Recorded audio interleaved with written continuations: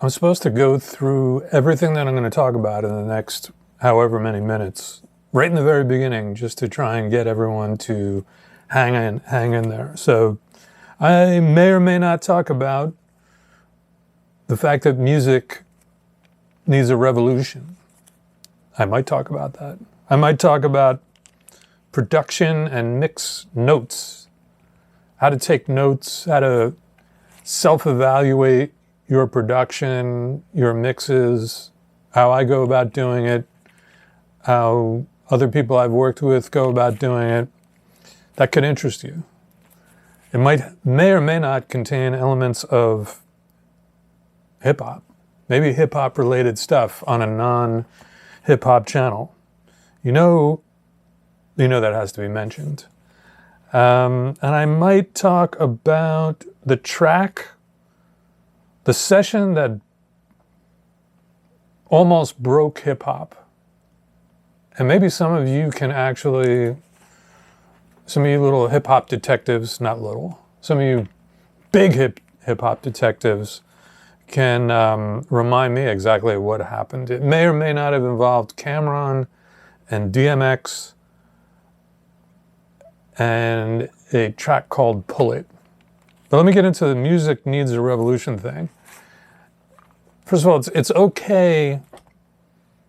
It's okay to complain every once in a while. I might have an ex or two that's like kind of, will disagree that you can't have a bad day. But you can have a bad day, or you can have a day where stuff is sort of like aggravating you. And what is getting at me lately is, and I used to be a little bit of a fan, I'll admit, I used to be a fan in some ways of bedroom pop, and now bedroom pop makes me want to do violent things to a wall or a window, something. It wants me to I just want to take Spotify and delete it off of my app when I hear bedroom pop nowadays. Because bedroom pop, I think when it started was kind of cool. It was like, oh yeah, this is a little bit of like an indie lo-fi thing where someone was making the best of what they had with GarageBand and a USB microphone and maybe some limited skills on the instruments, if they played any instruments at all. But then you get into the copy of the copy of the copy, and now it's literally, it's a joke. I mean, the idea that someone thinks Clairo is relevant, even though she's considered, according to Google, she may be the biggest bedroom pop star that there is, drives me nuts. And you can, every once in a while, you can have a day or two where things are driving you nuts. And I think you should embrace that. You should embrace something aggravating you or getting you fired up. Not everything is kumbaya, and you're not going to have amazing days in the studio every day. You're not going to have a great day making a beat every day. There's going to be days where you're like, riding the wave of, you're on a roll, and all of a sudden you're not on a roll. And that can be with mixing, production, making beats, singing, playing the guitar.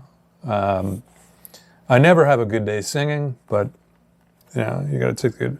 So when I say music needs a revolution, I'm talking about people like, and I talked about this in an old video, but I'll mention some different, for instances, like major shakeups, people that went the other direction of where everyone was going. And that would be like Jimi Hendrix was like a shocker, before my time, admittedly, and before all of your time mostly, I would think.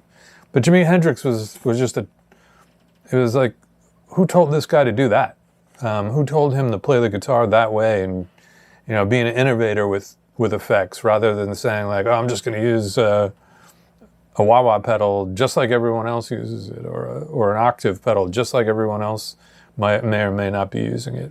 Right now we have a tendency for people to do something a little bit outside the box and I'm talking a little bit, and then everybody goes outside the box with them, and then you're all in the box, okay? Hendrix, Mariah Carey's first record where she was just doing insane things vocally and shocked everyone that was a singer. Even if you weren't a singer, it was shocking. Dial up Vision of Love when you're bored, and I know you are. Dial up Vision of Love and tell me that that's not mind-boggling. I did see a clip of Whitney Houston on Saturday Night Live in 1991. I can't remember the name of the song. You want to check that out too. It's a live performance when Saturday Night Live had legitimate music things. Saturday Night Live used to literally be sort of a comedy variety show, but it was really about like who was performing this week on Saturday Night Live. That was major must-see news, and you would, even if you hated comedy, and there, I don't know if anybody does, but even if you hated that show, you would somehow try and keep yourself awake till, I don't know, I think they would play at 12:30 a.m. would be when the first music act would come on, the only music act. And then they would do another song just before the end of the show at 1 o'clock in the morning.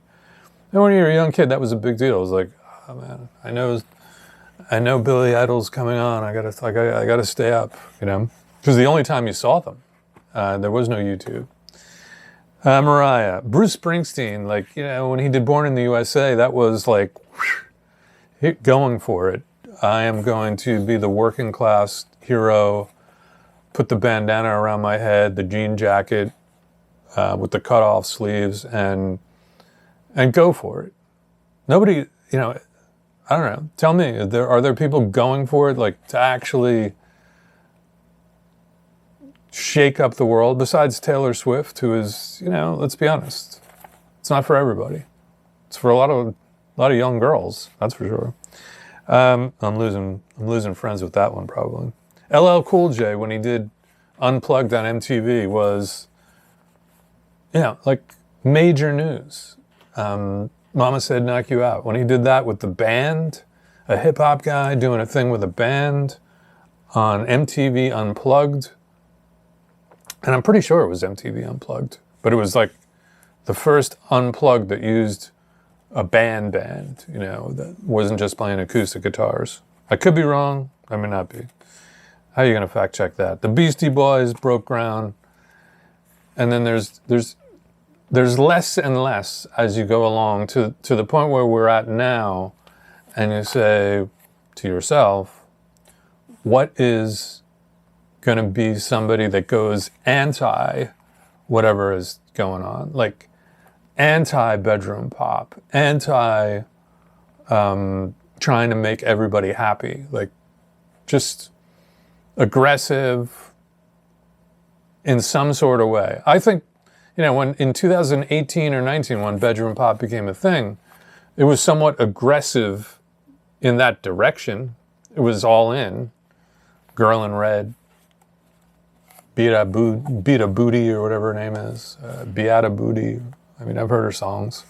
Let me go into the mix notes things before, I'm trying to get ready to I got a lunch appointment. So I'm filming this during the day, and I'll probably upload it a little later. On the mix production notes thing, I get a lot of interaction with people that I know when we send each other things and say like, hey, put an ear on this, tell me what you think. And that's one time where I do evaluation besides on my own stuff. Whatever I'm working on, whatever I'm mixing or producing or adding production to, whatever. There's different ways of going about it. What I like to do is listen to the music multiple times without thinking about any notes. And then with the trusty yellow pad and the 4-color jobby, I will take stream of consciousness notes. So I'm not going like bar by bar and go, hey, what's up with this? Or, let me analyze this verse. Let me analyze this chorus. I kind of do stream of consciousness stuff. As things hit me, I'll just take a real scribble note. And maybe about 6, 7, 8 times through the song, and I'm talking all 3.5 minutes, without stopping. I think that's key. Rather than stopping and going backwards, I prefer to let the track play all the way through. So you're probably saying to some degree, what does that mean? If it's a 4-minute song and you're listening to it 8 times, isn't that about 32 to 35 minutes worth of, in a row, of listening to the song? The answer to that is yes.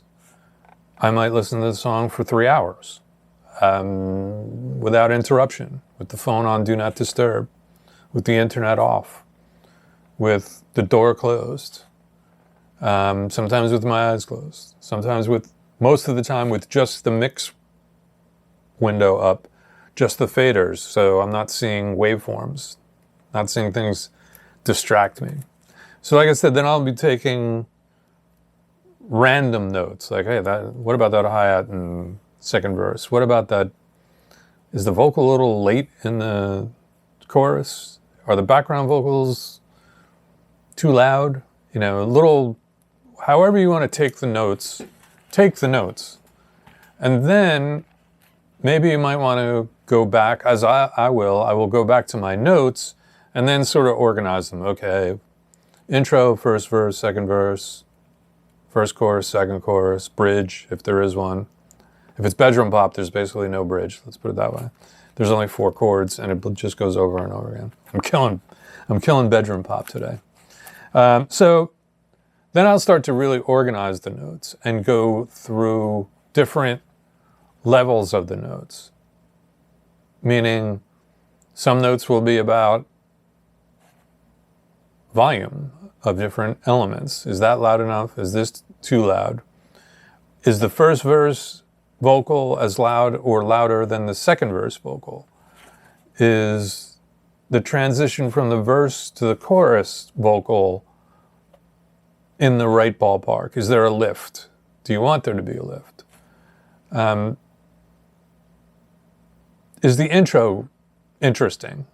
Is it too long, too short? Are all the elements there?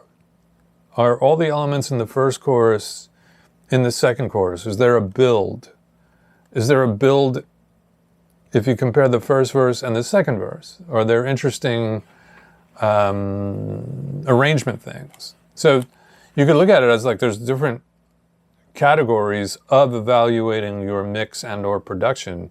You could be looking at balances, level things, volume things. You could be looking at EQ things. You could be looking at how those elements interact. And then the arrangement part, when instruments come in and out, when instruments come in and stay in all the way. The length of the sections. Is this intro too long? Is that chorus, does it need to be double, or is it good at the length that it is? Does there need to be a tag after the first chorus and not after the second chorus? Because we're going to the bridge. These are all things that you want to get into your psyche, or you're into your mental capacity to evaluate your own stuff, especially if you are a solo act. You know, you're working alone. You don't have a production partner to bounce ideas off of in the room. You don't have an artist that you're interacting with. You're in charge. There's a lot on your shoulders to figure out. Okay, I'm back after gagging on lack of water. It's so humid and hot, and it's not hot in my apartment, but I was just outside and it's crazy. But anyway, covered a lot of the production note thing there. I'll probably come back to that. I'll have to come back to it in other videos because it's complex. The one thing I was talking about was doing mix or production evaluations, and that's something that I do also. So if you want to reach out for something along those lines, I've done a few this week, Did a lot last month. The little non-hip hop channel is trying to get to 5,000 subs. So I don't know how that works. Spread the word. Maybe I should do a good video. Make a good thumbnail. The DMX, well, it was a Cam'ron session. So let's talk about that. I was doing the Cam'ron first album. I think it was pretty early on that they came up with the idea to do a collab with DMX, who was sort of like an underground, he was an urban legend at that, well, an early urban legend at that point. His first album wasn't even out yet. And I guess I don't think it was. And no, it wasn't. And so DMX came in at the Hit Factory, Studio 2, A2, a little SSL room that we were in quite a bit, quite often, on a daily basis. And this was an evening session. And the beat, from what I remember, was a beat that had a sample in it that eventually couldn't get cleared. And it was real fire. Let's just say it was fire. I thought it was a Magnum PI theme beat. I could be wrong. But the beat that they wound up using by Dame Grease is not the original one that we cut the vocals to. But anyway, some of the epic things that were involved with that session were, and it was challenging. There were a lot of dudes there. It was crowded. And I'm saying like, I don't know, 15 guys hanging around. And I tracked the beat, and they were looping the beat, basically, which meant playing the tape deck over and over again, because there was no loopers back then. And it wasn't digital, it was on tape. And Cam and DMX were writing on the spot. And so they were both ready to do their bars. And somebody in the room came up with the idea, I think it may have been from Entertainment, who was executive producer of the record with Jacob York, and Cam was signed to Entertainment at the time. He said, Tony, can we record their vocals at the same time? Now that's a nightmare on tape. So I can describe it, but I'm never in the habit of saying no to a client, like when they come up with an idea that has them excited. So I said, yeah, okay. And I had just started using an SM7 on Cam a lot. So I decided, okay, perfect. I've got the booth, and they wanted to see each other. So I basically set it up as like a dueling thing where like they were facing each other, but their microphones were in front of them, sort of, and it was an SM7 on each one. And I had to record each one to a separate track on the tape deck. So that would be a nightmare if there was any scenario of punching in. So I had to be honest with them. Like, if we were gonna punch in, we were gonna have to punch in both of them wherever I punched in. I don't remember that I had to punch in. I think it was a deal where it was like, boom, hit the 16 bars, and they just went at it. And then boom, hit the 16 bars. And they went back and forth from what I remember. And I think that's different from the leaked version that's out there. I know that night I did like a mix of it. And at that night, somehow they got it over to Funkmaster Flex, or Mr. C, in like the middle of the night. And they got that thing on Hot 97 in the middle of the night. And it became this whole, it was white labeled. It was not cleared by any means. It was live. They played it on the radio, and maybe someone recorded it off the radio. I have no idea. But there were a lot of, let's just say, rogue, outside the box thinking back then. And that's the quick story of Cam'ron DMX Pull It Session, the sample story. I can't remember what this, I know it wasn't what it ended up being, the leaked version. I know that because it was never quite as hot as the original beat. The beat was similar as far as the drums, but there was something different about the sample.